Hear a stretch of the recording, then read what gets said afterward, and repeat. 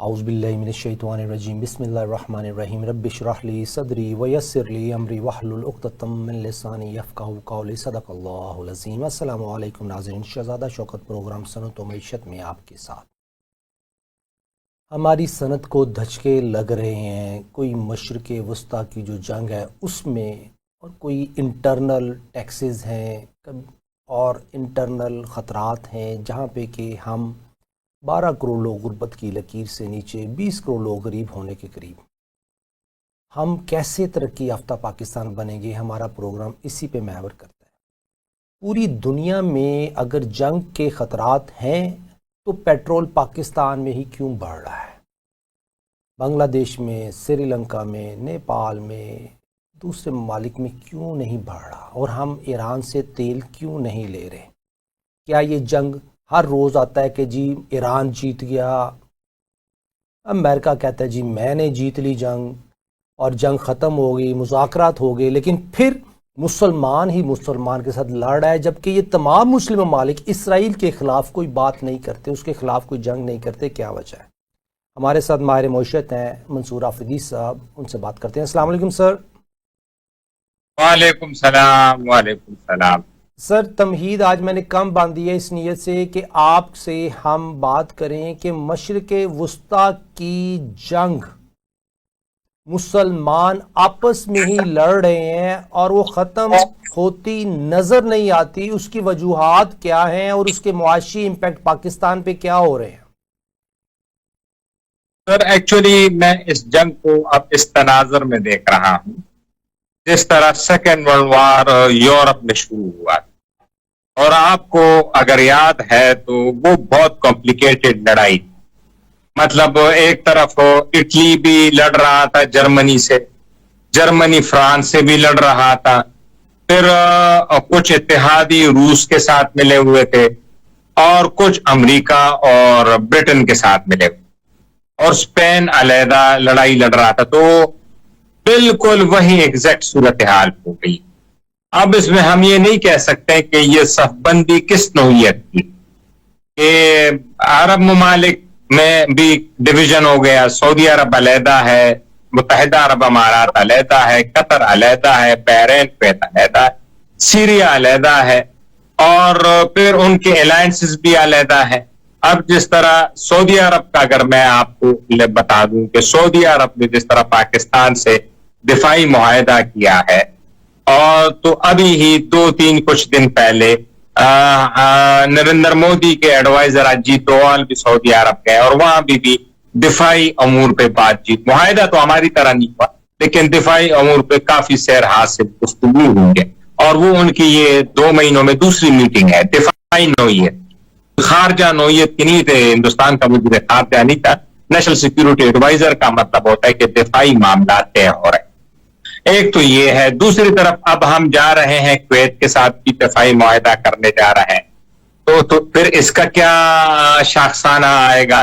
کیونکہ حملے تو آلریڈی سعودی عرب پہ ہو رہے ہیں، پاکستان اس طرح سے ایکٹیو ابھی تک نہیں ہوا۔ آپ دیکھیں نا، جو سعودی عرب پہ حملے ہوئے ہیں کچھ ہی دنوں میں، تو ان کی تو سپلائی لائن کو توڑ دیا ہے ایران کی جو حمایت یافتہ تنظیموں نے۔ آپ دیکھیں نا، وہاں پہ تو ان کی سپلائی لائن مکمل ٹوٹ چکی ہے، تیل کا جو فراوانی ہے وہ بھی مکمل ٹوٹ چکی ہے، جس کو ریڈ سی یا بحر احمر کہتے ہیں، وہ راستہ مکمل بند ہو چکا ہے۔ سر، بات یہ ہے کہ ہمیں اپنے ناظرین کے لیے یہ کنوے کرنا ہے میسج کہ ایکچول سچویشن کیا ہے۔ دیکھیں، ایز اے لے مین مجھے نہیں پتا بحر احمر کیا ہے، کون سا راستہ سٹک ہوا، کس راستے میں یہ سعودی رکاوٹ ایرانی ڈال رہے ہیں یا یمنی ڈال رہے ہیں، اس کو ذرا کب سوال صرف یہ ہے کہ سعودی عرب، ایران، یمن، یہ جو اندر کچھ جھڑپ چل رہی ہے، اس میں کون سی کیا عوامل ہیں اور کیا ہوا ہے؟ صرف یہ چھوٹا سا سوال۔ اچھا، اس میں سے دیکھیں، ابھی تک نہ سعودی عرب اس کانفلکٹ سے باہر تھا لیکن اتنا ایکٹیو نہیں۔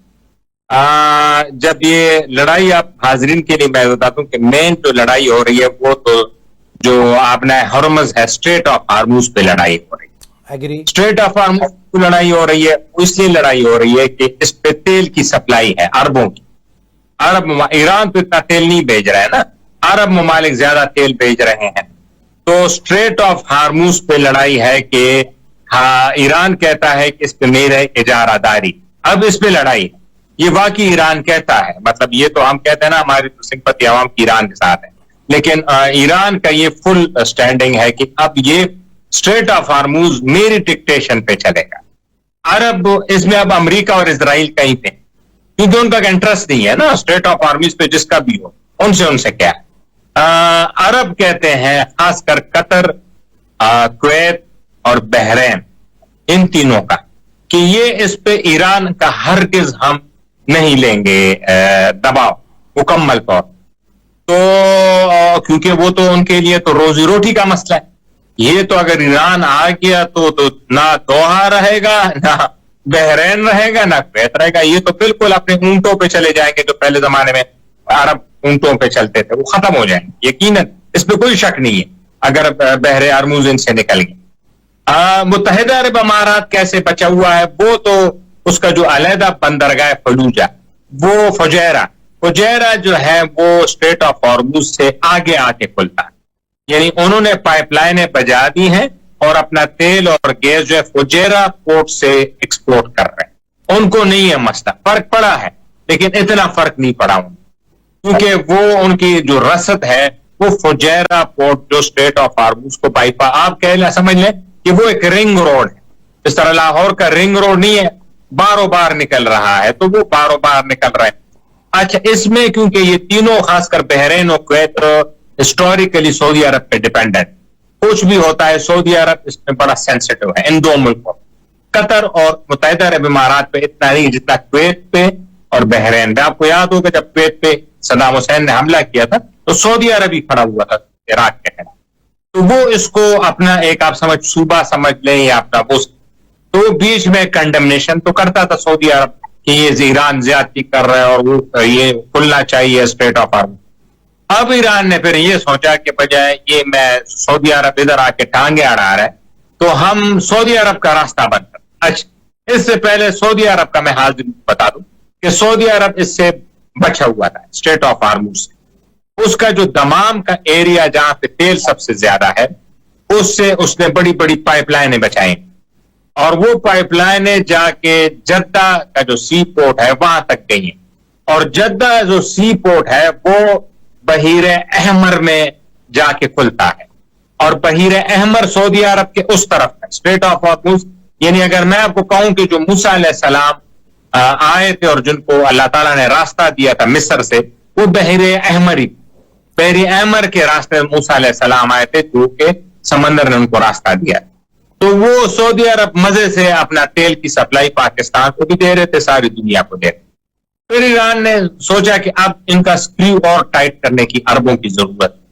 یہ جو ایران اور عربوں کا مسئلہ ہے یہ اب سے نہیں ہے, یہ 5-6 ہزار 8 ہزار سال کا پرانی ان کی دشمنی ہے. یہ کوئی وہ نہیں ہے شیعہ سنی یا یہ نہیں, یہ ان کی قومیتوں کی لڑائی ہے دونوں, عربوں کی اور ایرانیوں. تو پھر ایران نے حوثیوں کو اشارہ کیا دیا, ایران سے ڈیلیگیشن باقاعدہ کی, اور جو ڈیلیگیشن جا رہا تھا فوجی ڈیلیگیشن, اس پہ سعودی عرب نے میزائل بھی پھینک, لیکن وہ بچ گیا جہاز ان کا. وہ وہاں پہ اترا اور ان کو بریف کیا اور ان کو امداد دی حوثیوں کو, اور حوثیوں کو کہا کہ اگر سعودی عرب ایکشن لے تو آپ اس کی تباہی پیر دیں سعودی عرب.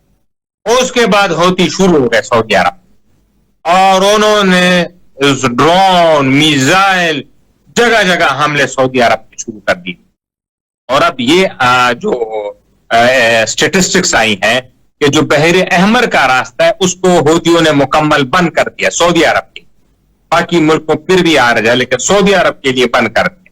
اور سعودی عرب کی ساری شپس, اگر آپ حاضرین نقشہ ہو تو میں حاضرین کے لیے بتا دا, اب وہ اوپر سے نہر سوئز جاتے ہیں, نہر سوئز سے یورپ جاتے ہیں, یورپ سے گھوم کے پھر گریس, میڈیٹیرین سے گھوم کے اٹلانٹک اوشن امریکہ کے سامنے, وہاں سے گھوم کے پھر افریقہ, مداگاسکر, ساؤتھ افریقہ, وہاں سے گھومتے پھر ایشیا کی طرف ان کے ٹینکر آ رہے ہیں. تو اطلاعات ہے کہ تقریباً ایک جہاز پہ 5 سے 6 لاکھ ڈالر کا خرچہ اضافی اب آ گیا سعودی عرب کے لیے. اس کا مطلب ہے کہ سعودی عرب کا تیل مہنگا ہو. سعودی عرب سے جب تیل اب لوگ لیں تو مہنگا ہو گیا, تو سستا تیل کون سا رہ گیا؟ وہ متحدہ عرب امارات, کیونکہ اس کے لیے ابھی بھی شارٹ ہے. تو سب سے زیادہ فائدہ تیل وائز متحدہ عرب امارات کو اس خطے میں ہوا, اور اگر ایران کا تیل کھلتا ہے تو ایران کو بھی ہوگا, لیکن فی الحال اس کے ساتھ لڑائی چل رہی ہے. یہ بڑی کمپریہنسو ماشاءاللہ ڈسکشن کر دی اپنی, میرے لیے بھی یہ نالج تھا. اب یہ ہوتی جو ہیں یہ کس ایریا میں بیٹھے ہوئے ہیں؟ یہ کوئی ٹیررسٹ ہیں, یہ کوئی نیشنل ہیں, یا یہ کوئی یمنی ہیں, یہ کون لوگ ہیں؟ جو یہ ہوتیز ہیں یہ یمن میں بیٹھے. اگر آپ نقشہ دیکھیں تو یمن اور جو افریقہ ہے, ہارن آف افریقہ اس کو کہتے ہیں, ہارن آف افریقہ, جو افریقہ کا ملک ہے صومالیہ, جی جی, اور یمن کے درمیان یہ راستہ ہے بحر احمر کا. جس طرح اسٹریٹ آف ہارموز ایران اور عربوں کے درمیان ایک پتلی گلی ہے یا پتلا راستہ ہے یا ندی ہے یا نہر ہے, اس طرح افریقہ اور یمن کے درمیان یہ ہارن آف افریقہ واقع ہے, یہاں پہ بحر احمر کا. اور کوئی بھی جہاز جو ہو, اچھا ہوتیوں نے, ایران نے یہ کمال کیا ہے, یہ پہلے ظاہر ہے ان کو تو خامنہ ہے, ان کے زمانے میں سوچنے تو بہت پرانے 20-25 سال, کہ ہوتیوں کو اس جگہ پہ قبضہ کروایا ہے یمن میں. یمن میں 2-3 گروپ ہیں, یعنی ہوتی بھی ہیں, جو متحدہ عرب امارات کے گروپ ہیں وہ بھی ہیں, سعودی عرب کا بھی گروپ ہے, 3 ممالک ہیں, لیکن ان کا قبضہ عمان کی طرف ہے, جو عمان ملک نہیں ہے اس طرف ہے. جو ہوتیوں کا قبضہ ہے وہ افریقہ کی طرف, جہاں پہ ریڈ سی ہے. تو وہ جان کے اسٹریٹجیکلی جو اہم جگہ ہے اس پہ قبضہ. میں آپ کو صحیح اگر اس طرح مثال دے دوں کہ خدا نہ کرے کہ ایسا گروپ ہو جو گوادر اور کراچی پہ قبضہ کرے اور باقی پاکستان اوپر اکیلا رہ جائے, تو یہ یمن میں اس طرح ہوا ہے. تو وہ ان کے پاس اسٹریٹجک ہے. اب سعودی عرب کے لیے تو بڑے مسائل پیدا ہو گئے ہیں, اور وہ پاکستان کے ساتھ ڈیفنس ایگریمنٹ بھی ہے.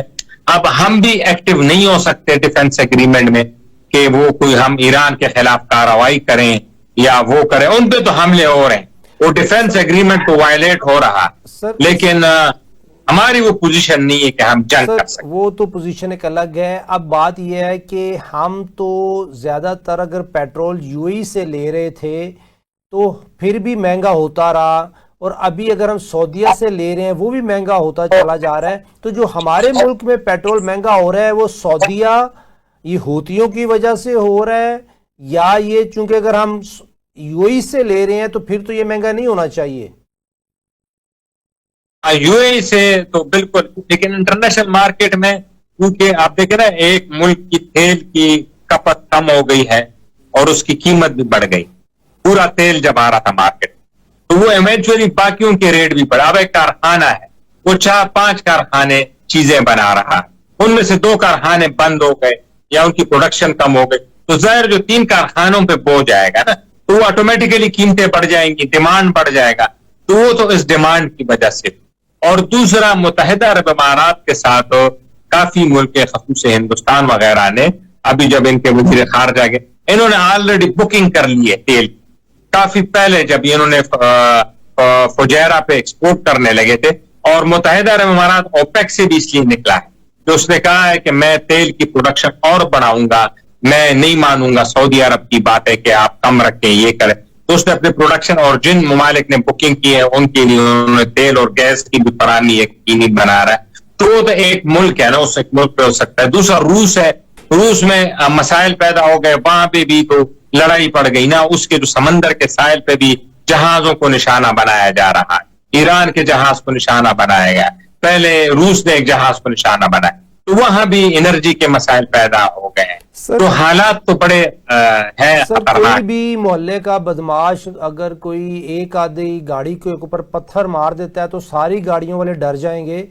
تو اب یہ سوال میرا پھر وہی آتا ہے کہ باقی ممالک میں جو پاکستان کے ہمسائے ہیں ہمارے لیول کے مڈل کلاس, ادھر آئل کی قیمتیں نہیں بڑھ رہی. اگر انٹرنیشنل ڈیمانڈ اینڈ سپلائی میں پرائز بھی بڑھ بھی رہی ہے, لیکن کنزیومر پہ وہ پریشر نہیں آ رہا انڈیا, نیپال, بنگلہ دیش, سری لنکا میں جو پاکستان پہ آ رہا ہے. وہ تو ہمارا تو اگر آپ 20% انٹرنیشنل پرائسز کا کہہ لیں, 80% تو IMF کے مسائل ہیں. IMF کہتا ہے کہ جیسی آپ کی انٹرنیشنل پرائز میں فلکچویشن ہوتی ہے آپ نے حکومت نے ایبزارب نہیں کرنا، آپ نے پاس آن کرنا ہے، آپ نے کسٹمر سے ریکوری کرنی، تو وہ ہماری مجبوری ہے. وہ تو جیسے ہی اگر وہ $70 تھا اور اب $100 ہوگا، یا تو آپ ڈالر کو اوپر لے جائیں گے، ڈپریشیٹ کریں گے روپے کو، تو تب آپ کو کوئی فائدہ ہوگا، یا اس قیمت کو حکومت خود ایبزارب کر کے سبسڈی دے، تو وہ تو آپ کر نہیں سکتے. تو جب وہ نہیں، سر ہمارے پرائم منسٹر صاحب تو پھر مجبور ہیں، نائب ہیں، وہ تو نہیں کر سکتے. بیوروکریٹس جو ہمارے دوست ہیں وہ بھی کہتے ہیں جی IMF کی پالیسی ہے، لیکن یہ سب اسی پالیسی میں کام کرتے ہیں، کبھی یہ عوام کا ساتھ نہیں دیتے. اس کی کیا وجہ نظر آتی ہے؟ ہاتھ بندھے ہوئے ہیں زیادہ سب آپ کو پتہ ہے. جب ایک لیڈر کا ایک قوم کا ہاتھ بن جاتا ہے تو وہ پھر مشکل ہو جاتا ہے کہ وہ اس طرح کے انڈیپینڈنٹ فیصلے کر سکے. جب آپ نے بینک سے اتنے لوگ، اب اطلاعات آ رہی ہے کسی حد تک صحیح ہے کہ نہیں کہ سعودی عرب کو بھی کہا ہے $10 ارب دے دیں، امریکہ کو بھی درخواست کی ہے کہ $10 ارب دے دیں. سر ہم پاکستانی اتنی بڑی مارکیٹ ہے کہ 30-35 ارب ڈالر کا ہم آئل اور ریلیٹڈ کموڈیٹیز امپورٹ کرتے ہیں، تو ہم تو سر ایک فکس پرائس بیس پہ ایک ریفائنری کے ساتھ ایک ڈسکاؤنٹ بیس پرائس پہ ہم ریفائنری کے ساتھ ڈائریکٹ ایگریمنٹ کر سکتے ہیں. ہم انٹرنیشنل پرائس کو کیوں فالو کریں؟ بڑی مارکیٹ ہیں لیکن ہم 10 بڑی یا 20 بڑی مارکیٹ میں نہیں آتی. ہم آبادی کے لحاظ سے بڑے ہیں 5ویں نمبر پہ، لیکن ہم کوئی تیل کی کنزمپشن یا باقی کنزمپشن 20 بڑے ممالک میں بھی نہیں ہماری تیل کی کنزمپشن انٹرنیشنل مارکیٹ جو دنیا کے بڑے بڑے ممالک ہیں، یورپ ہے، ہمارے ہمسایہ ممالک ہیں، وہاں تو بہت تیل کی کنزمپشن ہے. وہاں تو $150-200 ارب کی تیل کی کنزمپشن ہے. تو وہ تو ہم اس پہ نہیں آتے کہ ہم اتنا نیگوشیٹ کر لیں اور اپنا لیوریج استعمال کر. ہم اتنی بڑی ڈیفینس ایگریمنٹ ہمارا سعودیہ کے ساتھ ہے، سعودیہ ہمیں کیوں نہیں دے سکتا اگر ہم مارکیٹ پرائس کی طرف جائیں؟ لیکن ہمارا چونکہ دیکھیں عوام، پاکستانی عوام ایک بیچارہ جس نے کمانا بھی ہے، اگر میں ایک حساب لگاؤں کہ ایوریج 300-350 روپے کا اگر پیٹرول ہے تو اس پہ کوئی 80-90 روپے ہم گورنمنٹ کو ٹیکس دے رہے ہیں. ناظرین 90 روپے ٹیکس دے رہے ہوں، 100 روپے ٹیکس دے رہے ہوں ایک لیٹر کے اوپر، تو اس کا مطلب ہے کہ ایک دوست جو موٹر سائیکل چلا رہا ہے وہ ڈیلی بیسس سے گورنمنٹ کو ٹیکس دے رہا ہے. بات کرتے ہیں بریک کے بعد. ویلکم بیک ناظرین، شہزادہ شوکت پروگرام صنعت و معیشت میں آپ کے ساتھ. ایک پوائنٹ ہے کہ اگر 350 روپے لیٹر پیٹرول ہے، 110 روپے کے قریب ایک عام موٹر سائیکل والا گورنمنٹ کو ٹیکس دے رہا ہے، تو 1 لاکھ موٹر سائیکل والے روزانہ کتنا ٹیکس دیتے ہوں؟ وہ کماتے کیا ہیں، کھاتے کیا ہیں، لیکن گورنمنٹ کو ٹیکس جاتا ہے. IMF کی پالیسی یہ ہے کہ جو 22 کروڑ لوگ غریب ہیں، ورکنگ کلاس ہے، مڈل کلاس ہے، لوئر مڈل کلاس ہے، اس پہ پریشر زیادہ جائے. منصور آفریدی صاحب ہمارے ساتھ ہیں. سر سوال یہی ہے کہ گورنمنٹ آف پاکستان ایک عام آدمی کو ریلیف دینے میں کامیاب نہیں ہے. کیا کوئی ایسا وقت آئے گا کہ ایک عام آدمی کو ریلیف ملے گا جو ایک بڑی گاڑی میں بیٹھا ہے، اس کے لیے پیٹرول کنزمپشن اتنی امپورٹنٹ نہیں ہے، اس کی ویلتھ میں کوئی فرق نہیں پڑتا، لیکن ایک موٹر سائیکل والا جو اپنا پیٹ کاٹ کے پیٹرول ڈلواتا ہے موٹر سائیکل میں، اس میں اور ایک امیر آدمی میں بڑا فرق ہے. اس کے اوپر آپ کو کمنٹ کریں گے؟ جی ہاں، یہ ڈائریکٹ سبسڈی دیں تو پھر حالات بہتر ہو سکتے ہیں. ڈائریکٹ سبسڈی مطلب ہے جو کہ کمزور ہے، جس کے پاس وہ حیثیت نہیں، جس کے پاس وہ استطاعت نہیں. ہم تو اب دیکھیں نا، اب مسئلہ کیا ہے اگر آپ دیکھیں پیٹرول پمپوں پہ جائیں کہ جو امیر ہے، جو آپ دیکھیں نا جو لینڈ کروزر میں آتا ہے، لینڈ کروزر کی قیمت دیکھیں نا اس غریب کے یا جو مڈل کلاس لوگ ہیں اس کے گھر کی قیمت کی 3 گنا. مطلب دیکھیں نا 5 مرلے کی قیمت ہوتی ہے 2.5 کروڑ 3 کروڑ روپے، وہ 10 کروڑ کی گاڑی میں آتا ہے تو 3 گھر. اچھا اس میں آپ دیکھیں نا وہ ہوں گی اس کا کوئی ڈرائیور ہوگا اور بیگم صاحبہ ہوگی اور 1 یا 2 بچے ہوں گے، بس یہ اس کا ہاٹا یہ. اور جو غریب ہے وہ آئے گا موٹر سائیکل پہ، اس کے 3-4 بچے بھی ہوں گے، یہ بھی ہوں گے، مسائل بھی ہوں گے. اچھا ماں باپ کی ڈپینڈنسی بھی اس غریب پہ ہوگی، ماں باپ کو علاج معالجہ بھی اس کے ہوگا، بہنوں کی شادی پہ وہ کرے گا 50-60 ہزار میں. ان ساری مسائل کی جو جڑیں ہیں وہ اس بیچارے کے پاس اسی نے کرنا ہے.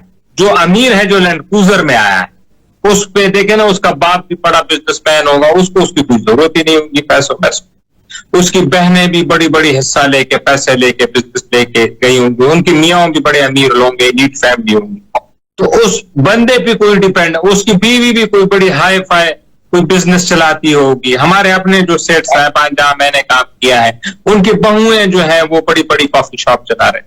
میں اپنے بینک کی بات کر رہا ہوں، MCB کے جو مالکان، تو اب ان کا تو پورا خاندان بزنس وینچر ہے. آپ جائیں یہ بیکن ہاؤس وغیرہ، پورا خاندان، بہو ہیں، بیٹیاں ہیں، سب وہ چلا رہے ہیں، ایک وینچر دیا. جو غریب ہے وہ بیچارہ 40-50 ہزار کما رہا ہے ایک صرف. اس کے میاں بیوی اور بچوں کا تو خرچہ ہے، اس کی بہنوں کی شادیاں بھی اس کے ذمہ ہیں، اس کے ماں باپ کو کچھ ہو جائے وہ بھی اس کے ذمہ ہے. اور آپ اس کو کہتے ہیں کہ 50 ہزار میں آپ رہ کے دکھائیں. اور دوسرا بندہ جو مہینے کے 10-15 لاکھ کما رہا ہے، جس پہ کوئی ڈپینڈنسی بھی نہیں، اس کی جائیدادیں بھی بنی ہیں، اس کے پیسے بھی بنے ہیں، وہ اس کو بھی آپ اتنا ہی لیٹر پیٹرول بیچ رہے ہیں اور اس کو بھی آپ دوسرے کو اسی پہ آپ دے رہے ہیں. اچھا جب اس پہ انڈائریکٹ ٹیکس لگتا ہے پیٹرول پہ یا نمک پہ یا کتنی بھی، اس کو بھی اتنے ہی روپے دینے پڑتے ہیں جو امیر ہے. تو یہ تو ظلم کی انتہا ہے. اور حضرت علی کرم اللہ وجہ کا ارشاد ہے کہ کفر کی بادشاہی کام رہ سکتی ہے، ظلم کی بادشاہی قائم نہیں رہ سکتی. تو اگر آپ کی حکومت قائم رکھی تو یہ کیسے چلے گی یہ ظلم کی حکومت؟ سر ہمارے پرائم منسٹر صاحب انتھک محنت کر رہے ہیں، ان کی ٹیم لگی ہوئی ہے، اور پچھلے 70 سالوں سے ہر جو لیڈر آتا ہے، چاہے وہ کاکڑ صاحب ہی کیوں نہیں تھے، کیئر ٹیکر کام چلاؤ منتری صاحب، چاہے کاکڑ صاحب ہی کیوں نہ ہو، ہر کوئی آتا ہے کہ جی ہم اس سسٹم کو ٹھیک کر دیں گے، ایک عام آدمی کو ریلیف دیں گے.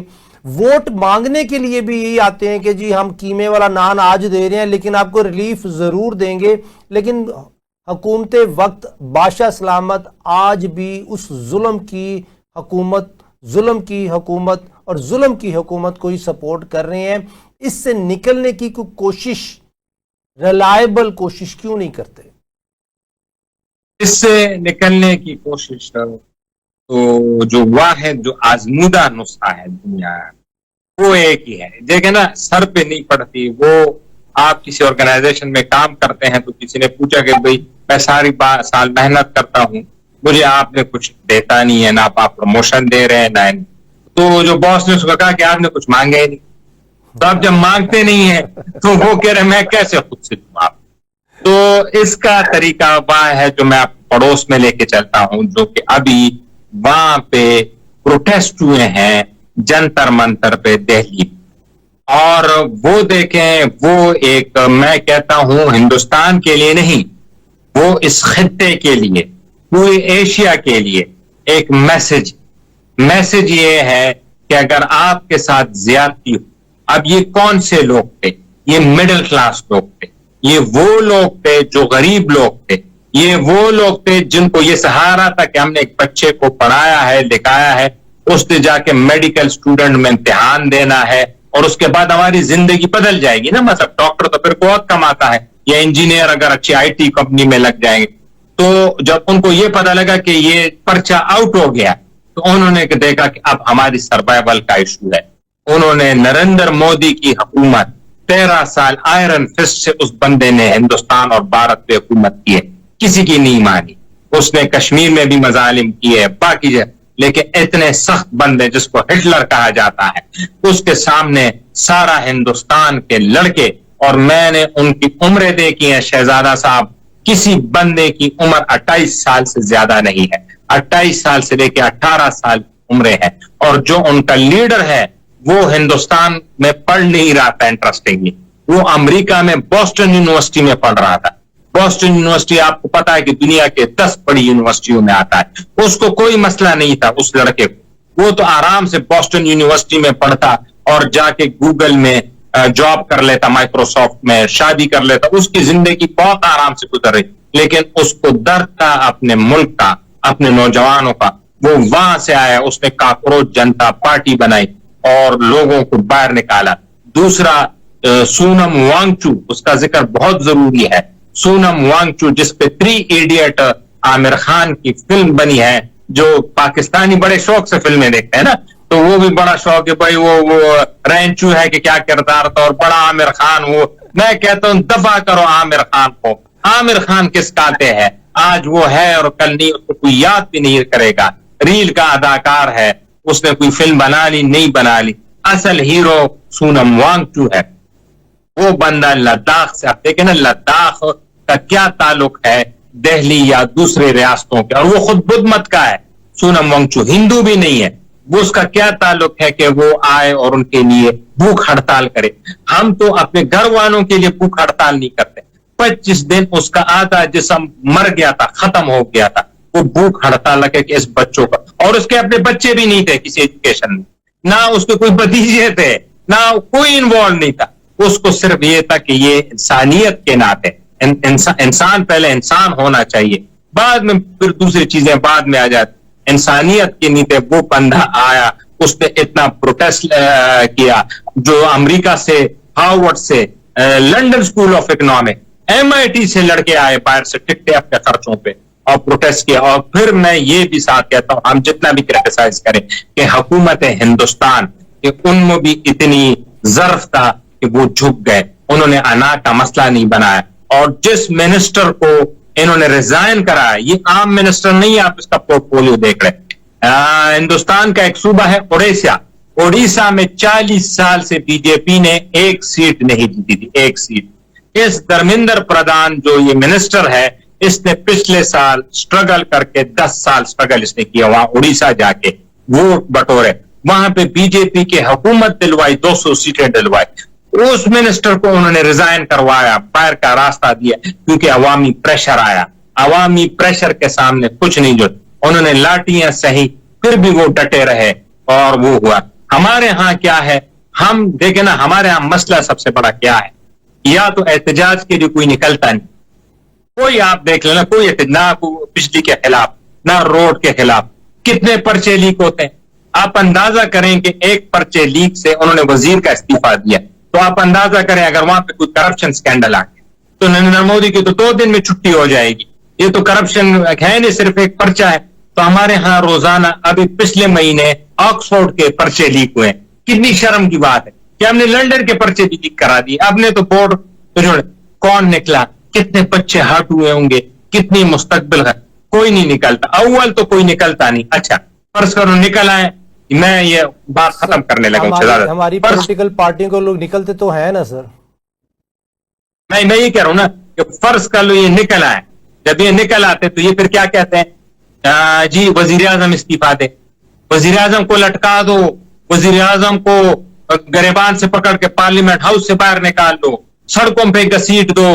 اگر وہ کہتے نہیں تھے شہباز شریف, میں نے زرداری کو سڑکوں پہ نہ گھسیٹا تو میرا نام شہباز شریف نہیں, تو سڑکوں پہ گھسیٹ دو. یہ ان کا دیکھ میچور لوگ تھے, سارے اسٹوڈنٹ لیڈر. اور سونم وانگچو, انہوں نے یہ نہیں کہا کہ نریندر مودی سے استعفیٰ لو, انہوں نے یہ نہیں کہا کہ پارلیمنٹ کو جلا دو, انہوں نے یہ نہیں کہا کہ اسمبلی کو جلا دو. انہوں نے کہا ہمارا مسئلہ ایجوکیشن سے تھا, صرف ایجوکیشن کا جو وزیر ہے وہ ریسپانسبل ہے, وہ استعفیٰ دے. اور جیسے وہ استعفیٰ دیا, انہوں نے 10 منٹ میں سارا میدان خالی کر دیا, سب اپنے گھروں کو چلے گئے. ہمارے ہاں تو پھر مسئلہ ہی ہے کہ پھر بات رکتی نہیں.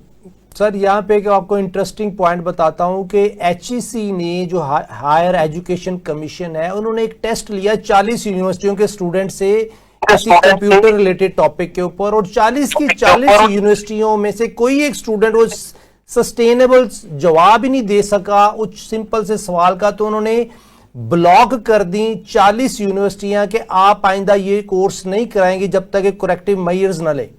اس میں سندھ کی بھی ہیں، پنجاب کی بھی ہیں، سب یونیورسٹی ہیں، لیکن کسی نے استعفیٰ نہیں دیا کہ ان کے ڈومین میں 40 یونیورسٹیاں ڈگریز بانٹ رہی ہیں لیکن کسی بچے کے پاس نالج نہیں ہے۔ بالکل آپ نے صحیح ہے کہ آپ کو یاد نہیں ہے ہمارے ایک وفاقی وزیر نے ایک جعلی یونیورسٹی سے ڈگری حاصل کی تھی، بابا روان صاحب، آپ کو شاید یاد ہے کہ نہیں، الخیر یونیورسٹی سے، آزاد کشمیر سے، وہ کیمپس بھی نہیں تھا، وہ رجسٹرڈ بھی نہیں تھا، وہاں سے پھر وہ بی اے کا جو کتنا سکینڈل آیا تھا، پھر ہمارے پائلٹ جو تھے سی آئی اے کے وہ بھی۔ سر اس میں ایک بات آپ نے کہی ہے کہ اگر پولیٹیکل پارٹیز اپنے سلوگن کے ساتھ نکلتی ہیں تو وہ اپنے آبجیکٹیو اچیو کر کے گھر چلی جاتی ہیں، عوام کو ریلیف نہیں ملتا۔ تو میسج یہ ہے کہ اگر عوام نے اپنے ذاتی ریلیف کے لیے باہر نکلنا ہے تو پولیٹیکل پارٹیوں کا سہارا لینا چھوڑنا ہوگا، کیا یہی میسج ہے؟ بالکل، آپ نے سافٹ دریا کو کوزے میں ایز یوزول بند کر دیا شہزادہ۔ عوام کو کسی سیاسی پارٹی، دیکھیں نا ہندوستان میں جو کاکروچ پارٹی کا جو لیڈر تھا اس کا انٹرویو میں دیکھا، وہ خود بتا رہا تھا کہ ہندوستان میں 713 پارٹیاں ہیں، 713 پارٹیوں میں سے کوئی پارٹی نہیں نکلی نا، عام لوگ نکلے۔ آپ عام لوگ، جب کسان کا جو سب سے بڑی تحریک چلی تھی مودی کے خلاف آج سے 5 سال پہلے، صرف کسان نکلے، کوئی پولیٹیکل پارٹیاں بیچ میں آ جاتی ہیں، راہل گاندھی آ جاتا ہے، فلاں، وہ صرف 1-2 گھنٹے کے لیے شوق، وہ نہیں، عوام کو نکلنا پڑے گا۔ یہ نہیں کہ مولانا نکلے گا، یہ نہیں تو پی ٹی آئی نکلے گی، نون نکلے گا، انہوں نے کیوں نکلنا ہے؟ انہوں کا تو اپنے ہمارے ایشو یہ ہے کہ مہنگائی کا یہ دور ہے کہ اگر میں آج باہر نکلتا ہوں تو میں اپنے بچوں کے لیے خوراک واپس نہیں لے کے جا سکتا۔ میرا یہ ایشو کریٹ کر دیا، آئی ایم ایف ہے، ورلڈ بینک ہے، یونائیٹڈ نیشن ہے، سسٹینیبل ڈیولپمنٹ گولز ہیں، وہ اچیو ہو نہ ہو، لیکن ہماری گورنمنٹ آف پاکستان کی پالیسیز مجھے زندہ نہیں رہنے دیتی، تو میں کیوں نکلوں؟ کوئی خاموش احتجاج کا کوئی طریقہ نہیں ہو سکتا سر؟ کالی پٹی باندھ کے سر پہ، ہاتھ پہ، بازو پہ تمام عوام اپنا احتجاج ریکارڈ کرائے، یہ مہنگائی کے خلاف، پالیسیز کے خلاف۔ گورنمنٹ کو یہ ریکویسٹ کر سکتی ہے کہ آپ کے بیوروکریٹس ہیں، ہم ان کا انٹرویو لینا چاہتے ہیں کہ وہ کیپیبل بھی ہیں کہ نہیں ہے۔ اگر ایچ ای سی انٹرویو لے سکتا ہے اسٹوڈنٹس کا کہ ان کو نالج ہے کہ نہیں ہے، تو ہم اپنے بیوروکریٹس کا انٹرویو کیوں نہیں لے سکتے، ان کا ٹیسٹ کیوں نہیں لے سکتے کہ یہ کیپیبل بھی ہیں کہ نہیں ہے، یہ جس سیٹ پہ بیٹھے ہوئے ہیں؟ آپ نے بڑا اچھا پوائنٹ کیا، کیونکہ وہ غریب ہے، وہ مزدوری میں پھنسا ہوا ہے تو وہ نہیں نکل سکتا ہے، بڑا اچھا پوائنٹ کیا۔ میرا بھی پہلے یہی ماننا، لیکن اس احتجاج کے بعد جنتر منتر پہ جو ہوا ہے اس میں سے ایک آدمی تھے، شخص محمد عرفان ہے، مسلمان، آپ دیکھیں نا، یہ نہیں ہے کہ کوئی ہندو تھا، مسلمان، وہ نکلا تھا اور اس کی سپیچ بہت وائرل ہوئی۔ اس نے ایک سپیچ دی ہے 2-3 منٹ، محمد عرفان، اور اس بندے کے گھر پہ ابھی کل راہل گاندھی بھی گیا تھا اسے ملنے، اس کے اپنے گھر پہ۔ اس بندے کا گھر آپ دیکھیں تو پاکستان میں غریب سے غریب کا گھر بھی اس سے بہتر ہوگا۔ وہ نکلا تھا، وہ مزدور ہے، وہ کہہ رہا میں دیہڑی مار ہوں لیکن میں اپنے حق کے لیے نکلا ہوں۔ تو اگر نکلنا ہوتا ہے تو دیہڑی مار بھی نکل سکتا ہے، آپ بھی نکل سکتے ہیں، میں بھی نکل سکتا ہوں، ایلیٹ بھی نکل سکتی ہے، کامن مین بھی نکل سکتا ہے۔ اگر محمد عرفان جیسا بندہ، آپ دیکھیں نا، اس پہ یوٹیوب پہ جائیں، اس کے گھر، آپ کو رونا آ جائے گا، وہ جس حالت میں بیچارہ رہ رہا تھا۔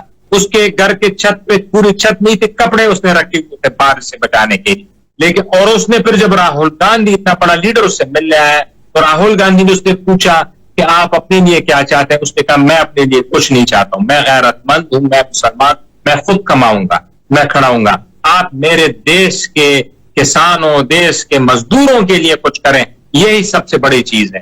آپ دیکھیں نا، ہمارے ہاں کوئی بھی جب ملنے آتا ہے، ایون ڈی سی آ جاتا ہے، وہ بندہ اپنا مدعا آگے کر دیتے ہیں، بھائی میرے یہ مسئلے جی، میرا منڈا بھرتی کرا دو، میرا اے چکر ہے۔ میں اب دیکھیں نا، یہ قومیں ہوتی ہیں جن میں ایک اویئرنس ہوتی ہے، تو ان پہ جیسے مودی جیسے فاسسٹ، آر ایس ایس جیسے فاسسٹ لوگ بھی آتے ہیں، تب بھی وہ ان کا کچھ نہیں بگاڑ سکتے، کیونکہ وہ اپنے آئین اور قانون کے ساتھ کھڑے ہوتے ہیں اور وہ حق جگہ حق بات کرتے ہیں اور گھبراتے نہیں۔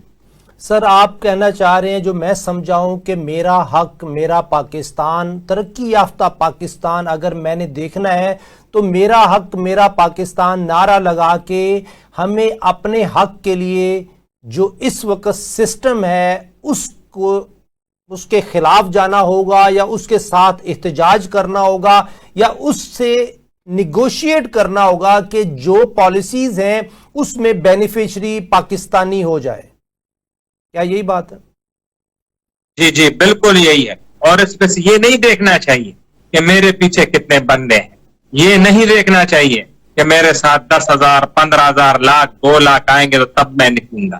یہ ابھی کے پروٹیسٹ, پہلے کے پروٹیسٹ, یہ 3 بندوں 5 بندوں 6 بندوں 8 بندوں سے شروع ہوئے. بڑے بڑے, سب سے بڑی مثال ہمارے سرور کونین حضرت محمد مصطفیٰ صلی اللہ علیہ وآلہ وسلم کا ہے. انہوں نے 2 بندوں سے سٹارٹ کیا اپنی تحریک, اپنے اسلام کی لڑائی شروع کی ہے. حضرت ابو بکر صدیق رضی اللہ تعالیٰ عنہ, حضرت علی کرم اللہ وجہہ, دو جو مرد حضرات ہیں. ان میں دیکھیں اسلام آج کہاں ہے, 1.5 ارب آبادی پہ حکومت کر رہا ہے. یہ نہیں دیکھنا چاہیے کہ میرے پیچھے ایک بندہ ہے, میرے پیچھے جی وہ جی کہتے نہیں ہے نواز شریف قدم بڑھاؤ, نواز شریف نے قدم بڑھایا پیچھے پھر کوئی نہیں. تو یہ نہیں دیکھنا چاہیے کہ قدم بڑھاؤں گا تب جب کوئی میرے پاس جتا آئے گا. خود بندہ. سر اس میں میں دیکھتا ہوں آفریدی صاحب, ہم نے کلوزنگ کی طرف جانا ہے. دیکھیں نواز شریف صاحب کے ساتھ تو عوام بہت کھڑی رہی ہے, 2/3 میجورٹی بھی رہی. تو آج نواز شریف صاحب کے لیے کیا پیغام ہے کلوزنگ میں, آپ پلیز بیان دے دیجیے. نواز شریف صاحب کو ایک کھلا پیغام ہے آپ کی وساطت سے, مناظرین کی وساطت سے, کہ آپ کو اس قوم نے بڑے مواقع دی ہیں, آپ کو سر آنکھوں پہ بٹھایا ہے, آپ کی بیٹی کو وزیر اعلیٰ بنایا, آپ کے بھائی کو وزیر اعظم بنایا, آپ کو 3 دفعہ وزیر اعظم بنایا ہے, آپ کے سمدھی ساکدار کو وزیر خزانہ وزیر خارجہ بنایا, آپ کی ساری خاندان کو سر پہ رکھا اس قوم نے, اور کل ہی آپ کو آزاد کشمیر کی تخت بھی آپ کو دے دیا واپس کہ وہاں بھی آپ حکمرانی کریں. اب یہ وقت ہے کہ آپ اس عوام کو کچھ دیں, اس پسی ہوئی عوام کو, اس غریب عوام کو, اس کو کچھ دیں تاکہ ان کی زندگی بھی بہتر ہو اور یہ بھی ایک اچھا دن دیکھ سکے. بہت شکریہ منصور آفریدی صاحب, آپ نے بھی جوائن کیا. ناظرین, پاکستان کو اگر ترقی یافتہ پاکستان دیکھنا ہے تو ہم پاکستانیوں کو محنت کرنی ہوگی, اور نواز شریف صاحب سے یہ ایک ریکویسٹ ہے کہ اللہ نے آپ کو عزت دی ہے, پاکستانیوں کو بھی عزت دے دیں, ایسی پالیسیاں لیں. اجازت دیجیے, اللہ حافظ.